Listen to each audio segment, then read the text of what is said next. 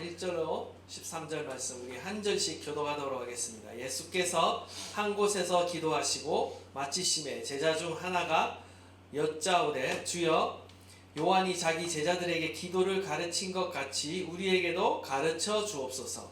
예수께서 이르시되 너희 너희에게 이렇게 하라. 아버지의 이름이 거룩히 여김을 받으시오며 나라가 영화하시며 우리에게 날마다 일용할 양식을 주시옵고 우리가 우리에게 죄 지은 모든 사람을 용서하오니 우리 죄도 사하여 주시옵고 우리를 시험에 들게 하지 마옵소서 하라.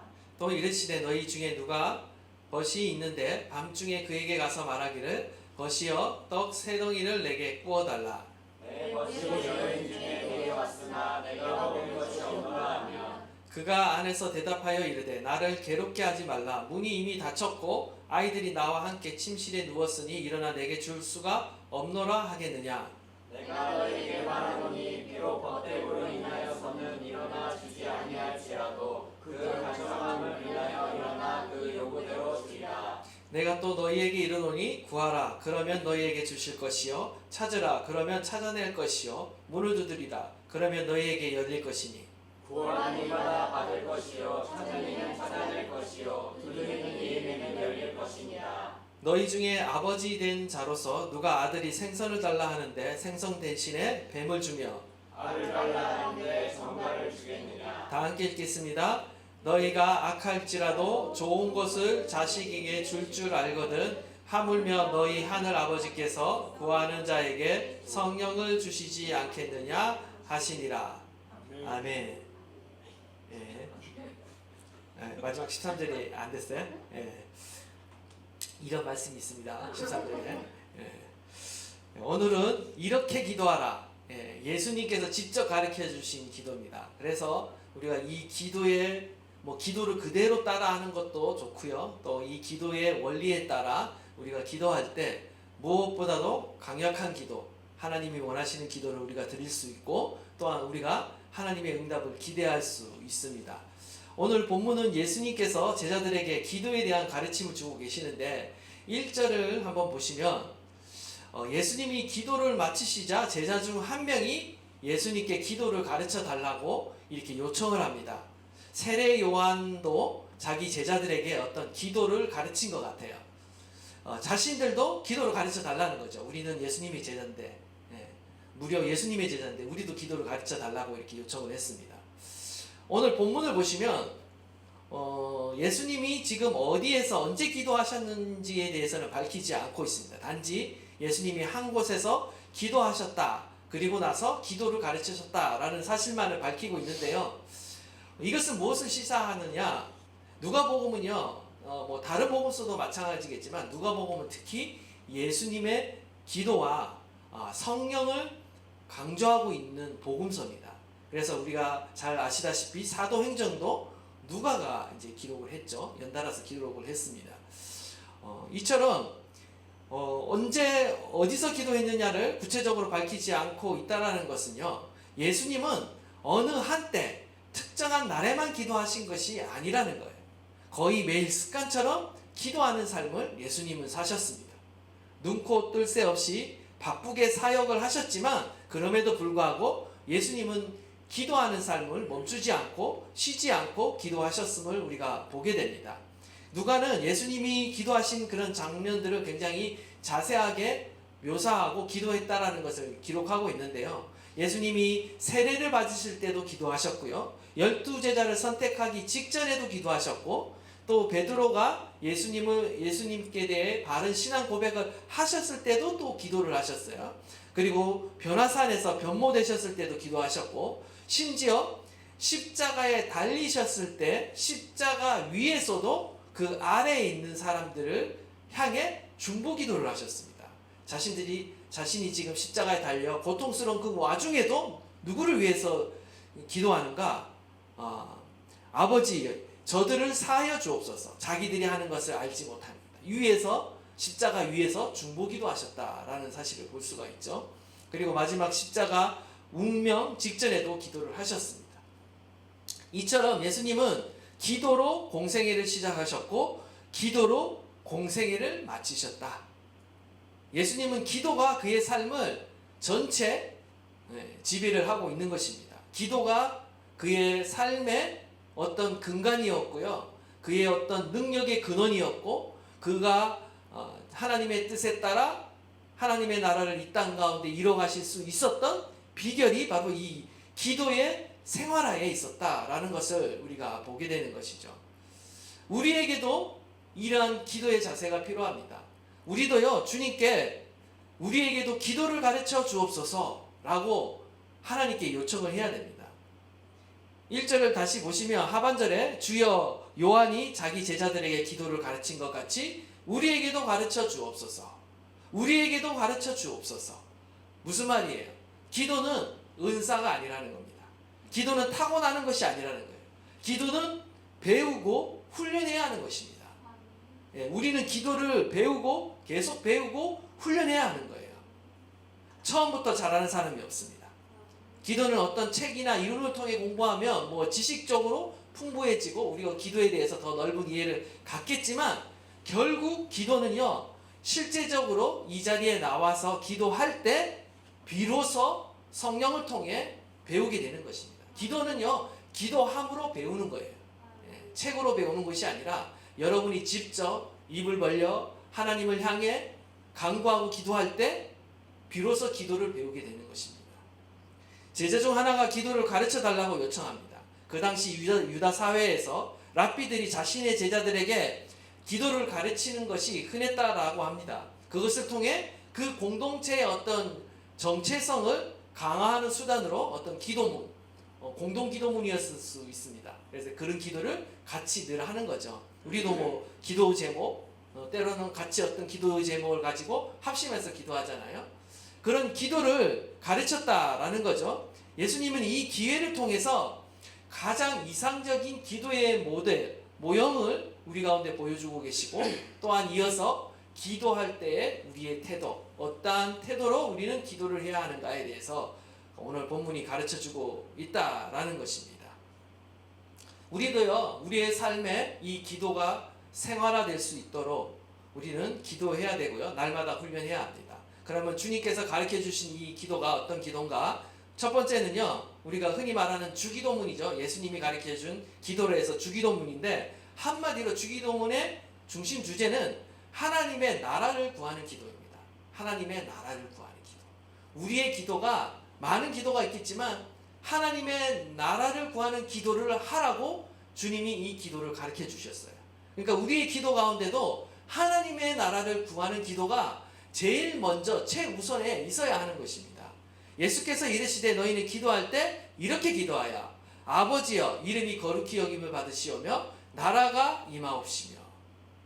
지금 하나님의 나라를 구하는 기도를 가르치고 계십니다. 하나님을요, 근데 여기서 보면 아버지라 부르라고 우리에게 말씀하고 있어요.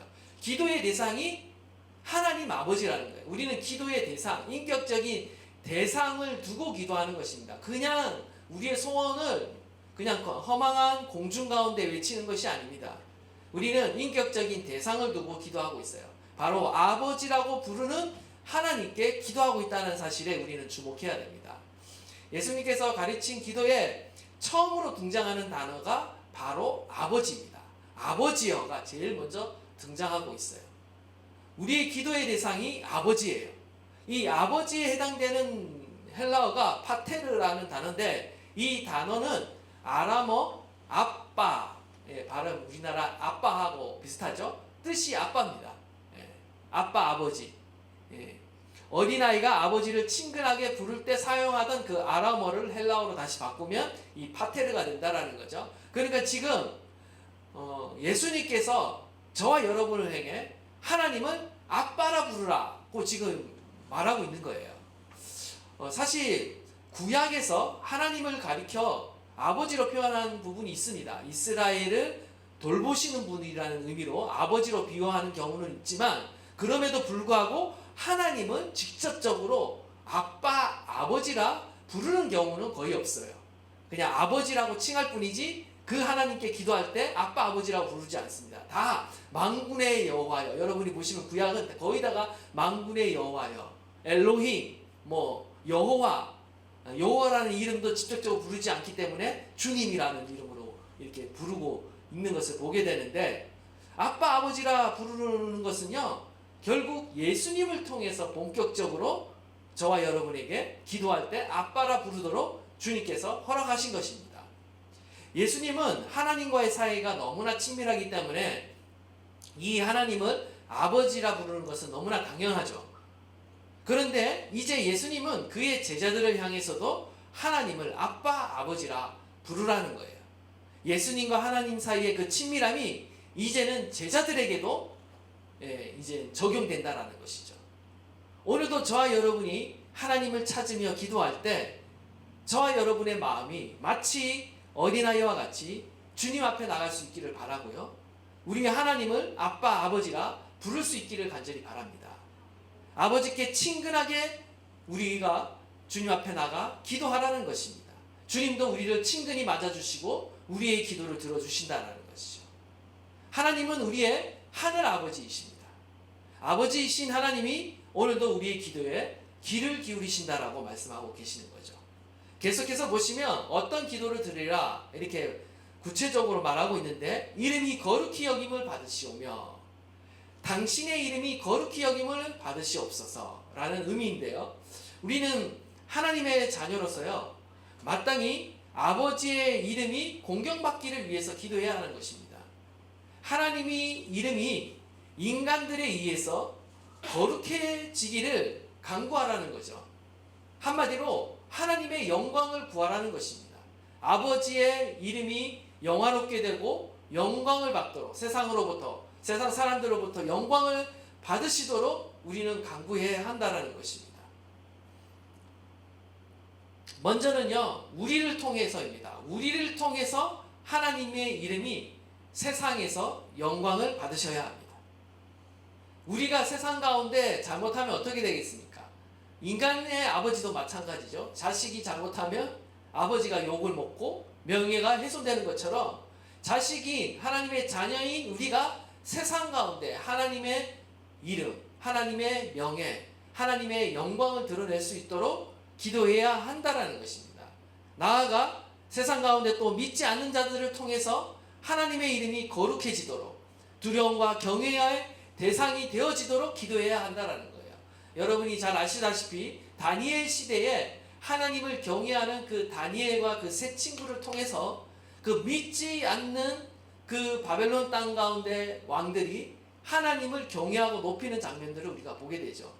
이러한 장면이 사실은 저와 여러분을 통해 이 세상 가운데 구현되어야 한다는 거죠. 우리의 모습이 그들이 비록 하나님을 믿지 않지만 우리 믿는 그리스도인의 그 모습을 통해 하나님을 경외롭게 여기고 하나님을 인정하는 일들이 우리 안에 일어나도록 우리는 기도해야 한다라는 것이죠.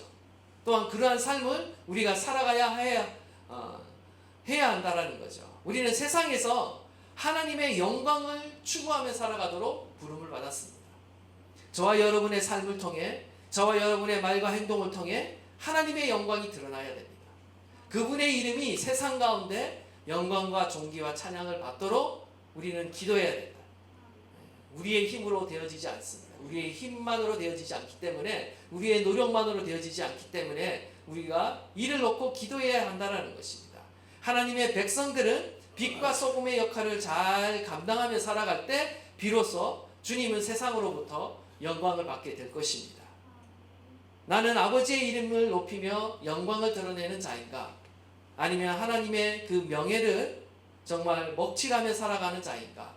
우리는 하나님의 영광을 추구하며 오늘 이 자리에 나왔습니다. 오늘 기도할 때 하나님의 이름이 나를 통해, 나의 가정을 통해 계속해서 높아지고 거룩해지고 영광 받으시기를 원합니다.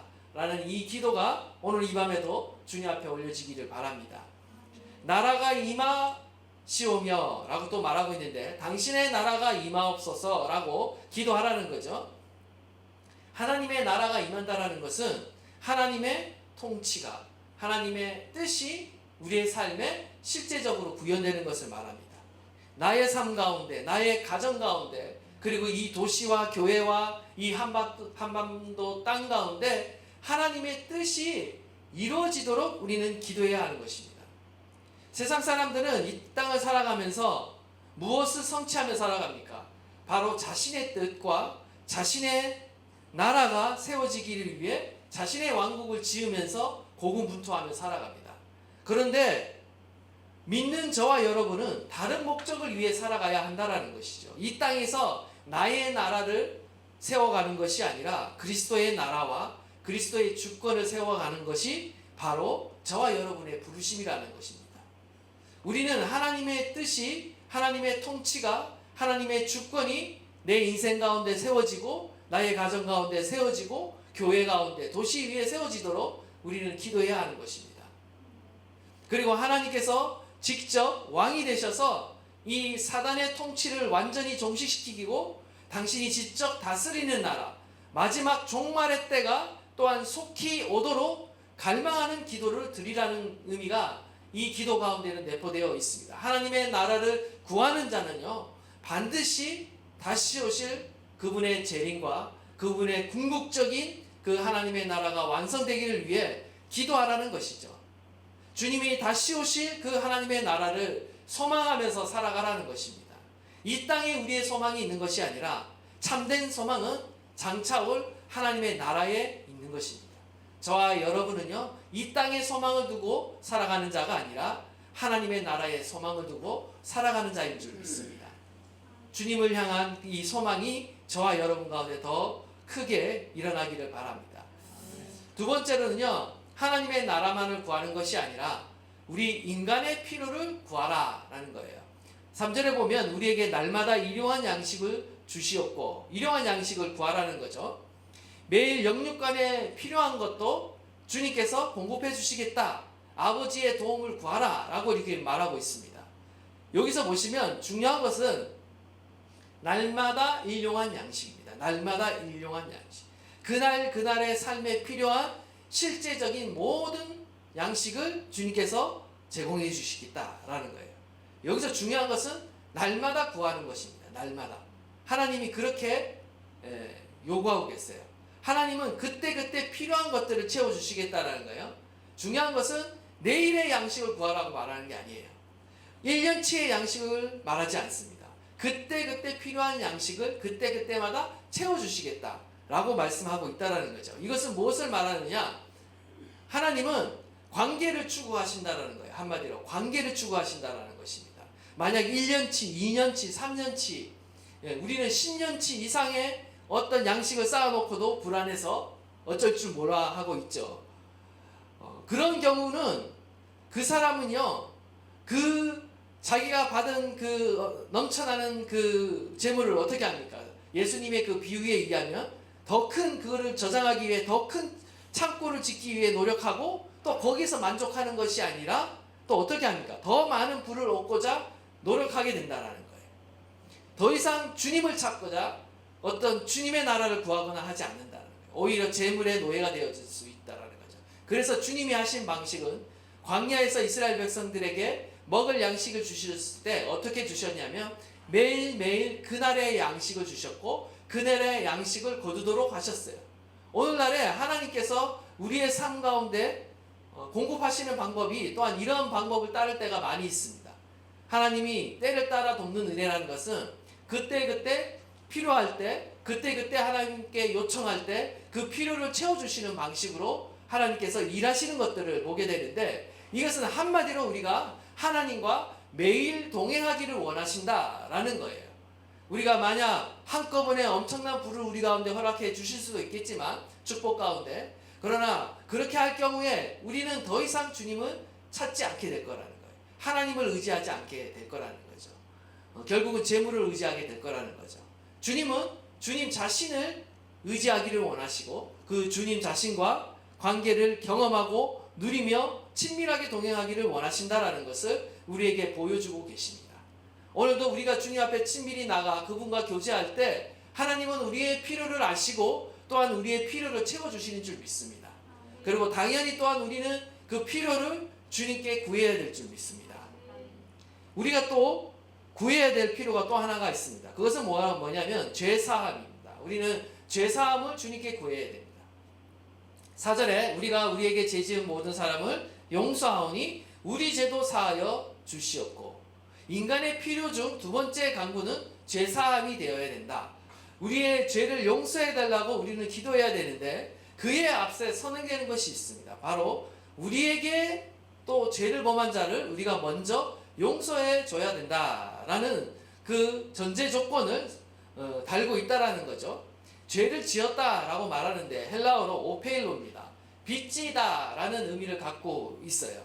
우리가 우리에게 빚지고 있는 모든 사람을 용서하고 있기 때문에 우리 죄도 용서해 주옵소서 라는 그 의미를 갖고 있어요. 이 본문이.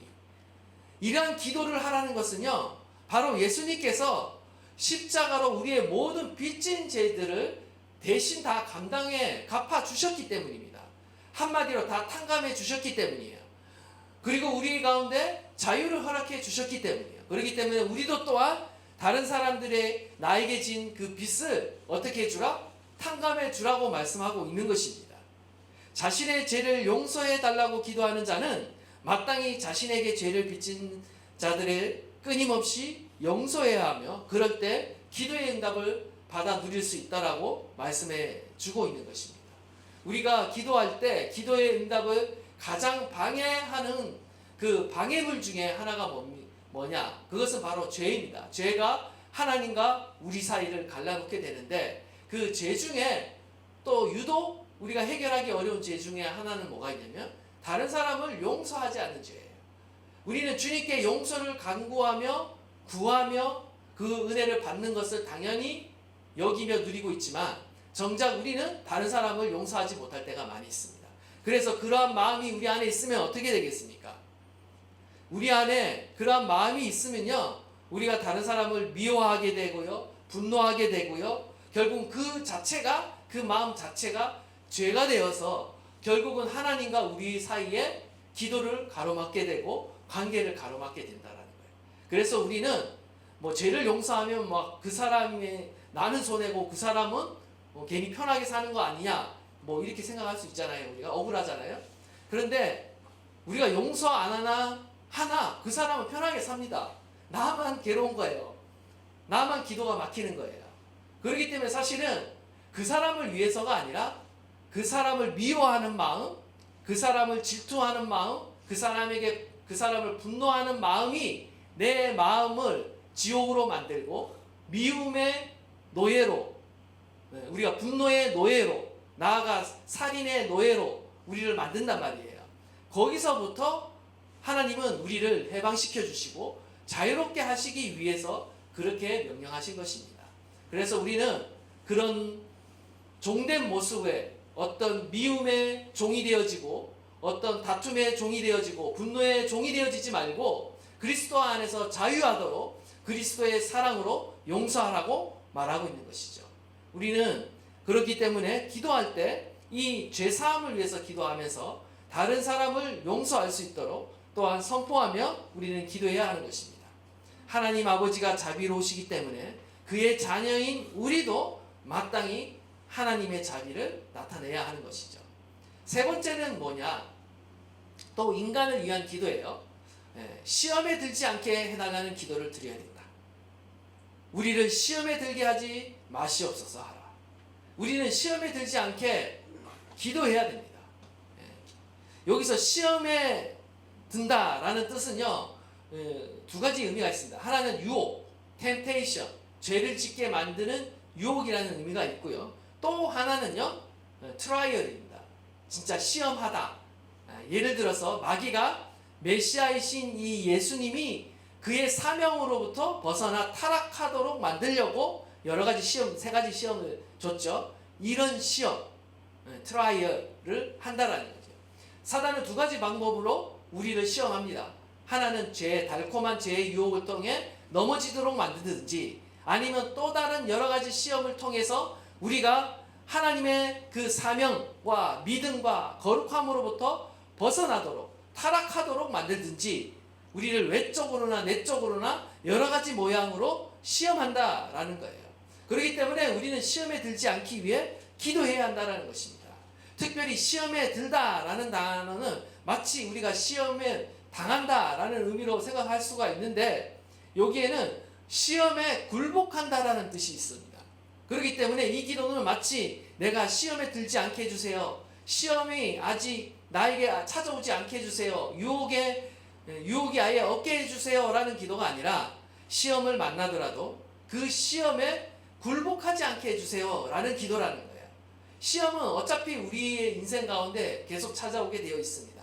우리가 그거에 굴복하느냐 그냥 유혹에 넘어가느냐라는 그런 문제가 있지 시험이 막 강력해서 내가 당하는 것이 아닙니다. 우리가 맞서 싸우면 시험은 물러가는 거예요. 사단은 삼킬 자를 찾고 있죠. 그러나 대적하라. 그리하면 어떻게 됩니까? 우리를 떠나게 되어 있다라는 것입니다. 우리의 문제는 대적하지 않아서 그 시험에 자꾸 빠지게 된다라는 거예요. 굴복하게 된다라는 거죠. 그래서 우리는 이 시험을 물리치기 위해 기도해야 하는 것입니다. 시험을 분별하고 또한 시험 가운데 이거 시험이다라는 것을 내가 깨달을 수 있는 자가 깨어있음이 또한 필요하고요. 그리고 또한 영적으로 결단을 내리고 끊고 이겨내기 위해서는요 또한 기도가 필요해요. 우리 속 사람이 강건해져야 되거든요. 우리의 삶이 거룩해져야 되거든요. 그리고 우리가 거룩을 향한 갈망이 우리 안에 일어나야 돼요. 거룩을 사모하고 더욱더 성화되려는 그러한 갈망이 우리 안에 있어야 됩니다. 개신교에 좀 약점이 있습니다. 뭐냐면 믿음으로 구원을 받잖아요. 그죠? 어떤 행위로 구원을 받지 않아요. 그래서 믿음으로 구원받다 보니까 어떤 현상이 일어나면 믿음으로 받았어 구원을. 더 이상 할 게 없어. 그 다음 목표가 사라졌어. 원래 성화라는 목표가 있지만 굳이 성화를 위해 애쓰지 않아도 구원을 받기 때문에 구원을 향한 어떤 노력이 없어. 그러다 보니까 믿음의 행위가 없게 되는 그런 함정에 빠지게 된다는 거죠. 그러나 하나님이 우리에게 요구하시는 것은 거룩입니다. 하나님이 완전하신 것 같이 너희도 완전하라. 우리는 우리의 스스로의 노력으로 완전할 수는 없겠죠. 그러나 우리는 그 그리스도를 닮아가며 장성한 분량에 이르도록 자라가야 하는 거예요. 계속해서 자라가야 하는 거예요. 주님 앞에 서는 그날까지 우리는 자라가야 하는 것입니다.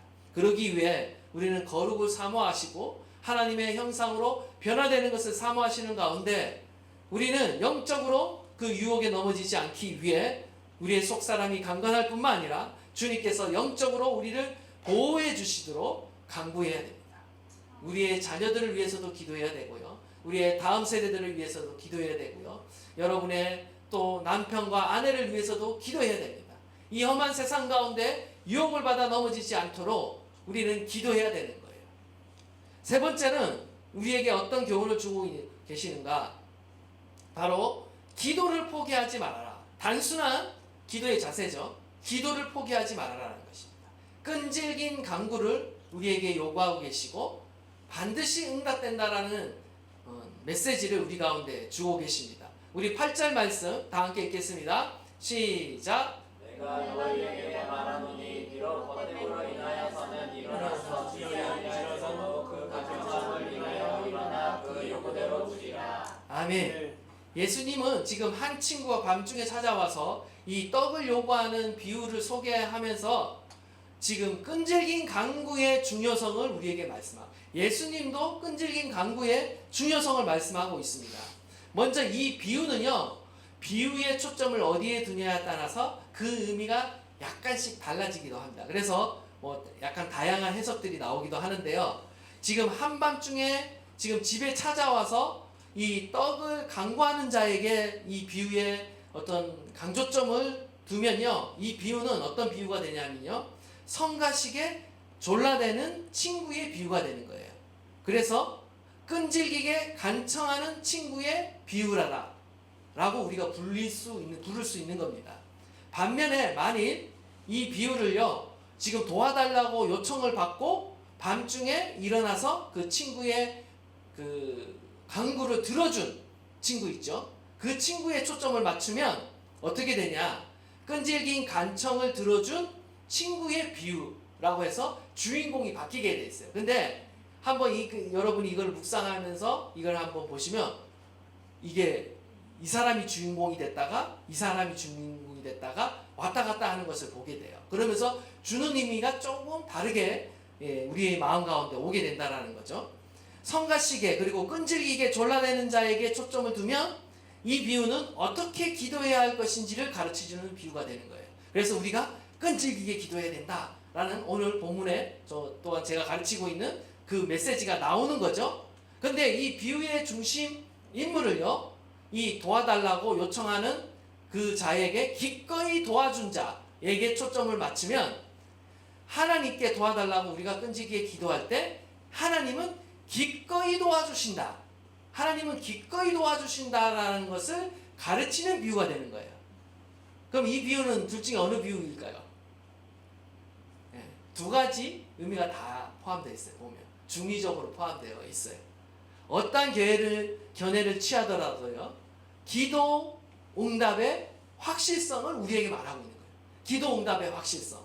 어떻게 보더라도 기도는 응답된다라는 것을 분명히 우리에게 가르쳐주고 있다는 거죠. 우리에게 하나님은 기도를 포기하지 말아라, 끈질기게 기도해라 라고 말씀하시면서 동시에 내가 기꺼이 도와준다, 기꺼이 응답하겠다 라는 메시지를 우리 가운데 주고 계신다라는 겁니다. 우리의 기도가 응답받으려면요, 인내가 필요합니다. 끈질긴 기도가 필요해요. 우리가 응답이 없다고 우리가 기도를 멈추는 경우가 많죠. 사실 그것은요, 우리 안에 확신이 부족하기 때문이에요. 무슨 확신? 하나님에 대한 확신, 하나님의 응답에 대한 확신, 하나님에 대한 신뢰가 부족하다라는 거예요. 하나님은 기꺼이 응답하십니다. 그런데 왜 기도가 더디 이루어지는가? 우리는 항상 더디 이루어질 때 우리는 시험에 빠지게 되는 것이죠. 여러 이유가 있겠지만 하나님은 사랑하는 자녀와 더 오래 더 깊이 대화하기 원하신다라는 것은 분명해요. 하나님은 우리와 더 깊이 오래 교제하기를 원하신다라는 거예요. 이것을 간과하면 안 됩니다. 기도를 통해 이루어지기 원하는 것은요, 어떤 단순한 응답보다 하나님은 관계를 원하잖아요. 그리고 우리의 성숙을 원하시고 우리의 변화를 원하세요. 결국 기도를 통해 우리는 하나님의 뜻을 더 알도록 하려는 하나님의 숨은 의도가 숨겨져 있는 거예요. 그러기 위해는 시간이 필요하다라는 거예요. 기도도 결국은 하나님이 우리를 연단하시는 그 과정으로 사용하세요. 우리는 이것을 인정해야 되는 것이고요. 우리는 기도가 지연된다, 그리고 응답이 잘 되지 않고 있다, 뭔가 답이 확실하지 않다 할 때 어떤 답 찾기를 하는 게 중요한 것이 아니라 하나님과 내가 오랫동안 깊이 교제한다. 내가 이 시간을 즐기리라, 누리리라. 대답을 빨리 안 하시면 더 좋지. 내가 주님과 더 오래 기도하고 교제하리라. 이런 관점으로 여러분이 바꾸시면 기도가 지루한 시간이 아니라, 답답한 시간이 아니라 나의 사랑을 주님 앞에 증명하는 시간이 되어질 줄 믿습니다. 우리는 우리의 믿음을 증명해내야 되죠. 결국은 우리가 믿음으로 의롭게 되지만 의롭게 된 사람의 그 믿음이 삶을 통해 증명되듯이 기도를 통해서도 증명되는 겁니다. 우리의 믿음은 기도를 통해, 기도 생활을 통해, 그리고 하나님을 향한 사랑, 변함없는 사랑은 언제 증명이 되는가?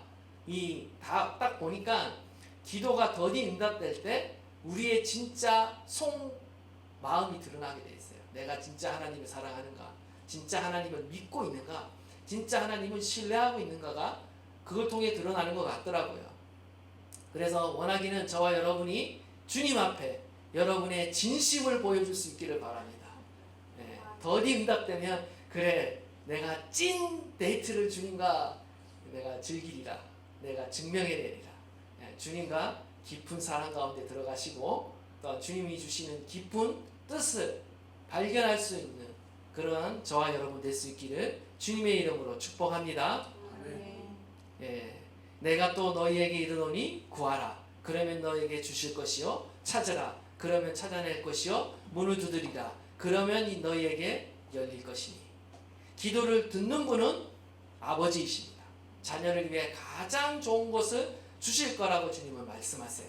때로는 강하게 간청하기도 하고 때로는 또 막 이렇게 매달려 보기도 하고, 때로는 또 우리가 잠잠히 또 기다리며 주의 음성을 듣기도 하고, 우리가 포기하지 않고 계속 기도를 이어갈 때 하나님께서 저와 여러분 가운데 응답하시는 줄 믿습니다. 기도를 듣는 분은 아버지이십니다. 너희가 악할지라도 좋은 것을 자식에게 줄 줄 알거든. 하물며 너희 하늘 아버지께서 구하는 자에게 성령 주시지 않겠느냐. 하나님은요, 자녀들이 기도할 때 가장 좋은 선물을 주시는 아버지라고 오늘 본문은 우리 가운데 계시해주고 계십니다. 무엇보다 아버지는 가장 좋은 선물인, 어떤 선물보다 가장 좋은 선물인 성령을 우리 가운데 주시는 분이십니다.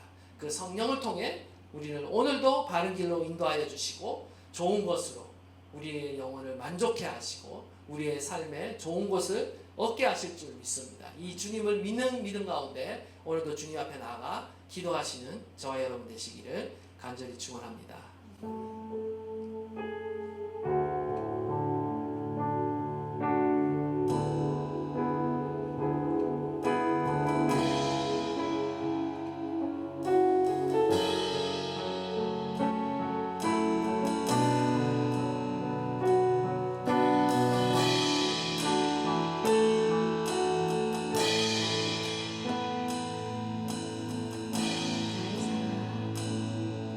나의 삶